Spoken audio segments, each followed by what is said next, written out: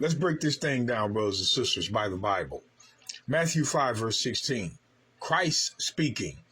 Let your light so shine before men, that they may see your good works and glorify your Father which is in heaven. So right away, Christ says, let your light so shine before men, that they may see your good works. So those that are of the light have the good works. So let's look at this light. Once again, the book of Isaiah. Isaiah chapter 8. These Caucasian Christians and their theology built to kill. The book of Isaiah 8 and 20. To the law and to the testimony. To the law and to the testimony. If they speak not according to this word, which is the law and the testimony, it is because there is no light in them. So there is no light if you're not speaking the law and the testimony. You Christians can understand what we're reading. If you're not speaking according to the word, which is the law and the testimony, there is no light in you. No light. So I want to pair that with the book of Romans again. Romans chapter 2. Let's see if it changes. Romans chapter 2, verse 18. And even before we go back, I want you to read this with me again. To the law and to the testimony. If they speak not according to this word, which is the law and the testimony, it is because there is no light in them. So if they're not teaching the law, there is no light in them. None. Easy to understand. And Paul's going to confirm that. Watch. Paul says, Romans 2:18, and knowest his will, and approvest the things that are more excellent, being instructed out of the law. Being instructed out of the law. And are confident that thou thyself art a guide of the blind, a light of them which sit in darkness. So those that are instructed out of the law, you Christians, are a light. When you are instructed out of the law, you are a light. So when Christ says, back in Matthew, put these things together, brothers and sisters, because Christians can't. Matthew 5:16, one more time. Matthew chapter 5, verse 16. Let your light so shine before men. What gives you the light? You keeping the law. And if you don't speak the law, there is no light in you. So let your light, which comes from the law, why I say that again? Proverbs 6:23. Proverbs 6:23. See, these Christians, man, you got to understand what they're about. For the commandment is a lamp and the law is light. The law is the light, and reproofs of instruction are the way of life. So if the law is light, those that keep the law are the light. But one more time, back to Matthew. I'm taking this slow. Matthew chapter 5. Verse 16 again. Let your light so shine before men, that they may see your good works. So those with the light, which come from keeping the law, are the ones that's doing the good works. Those that keep the law do the good works. Now, I want to go back again to Romans. We're going to do this a little slow. Romans chapter 3.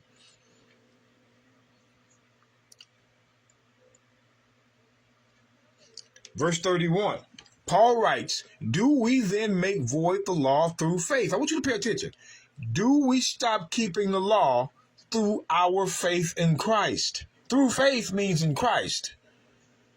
Do we then make void the law through faith? Do we stop keeping the law through our faith? God forbid, no. We still have to keep the law through faith. Through faith.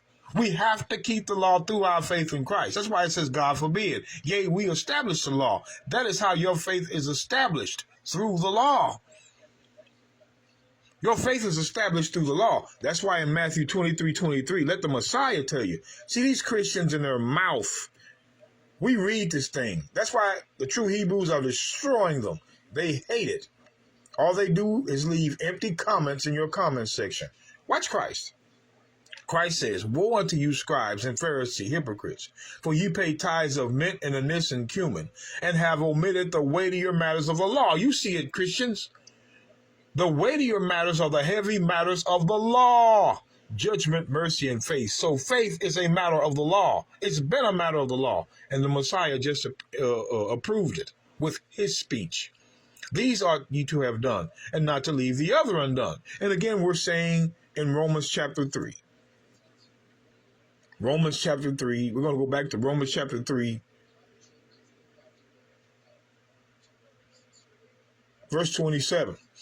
Where is boasting then? It is excluded. By what law of works? Nay, but by the law of faith. So there's the law of works and the law of faith. Look at the term works, of works. What does he mean, of works? Nay, but by the law of faith. There was a law of works, brothers and sisters. The works of the law, which dealt with the temple. But watch. Ephesians 2:8. Let's finally get to Ephesians. Because there's a deception going on here by these Edomite Christians.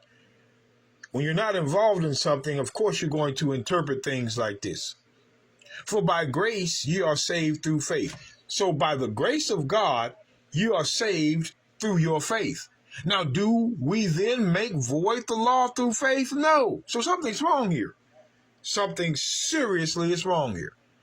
For by grace ye are saved through faith. You're not just saved by grace. You're saved by God's grace through faith. Through faith.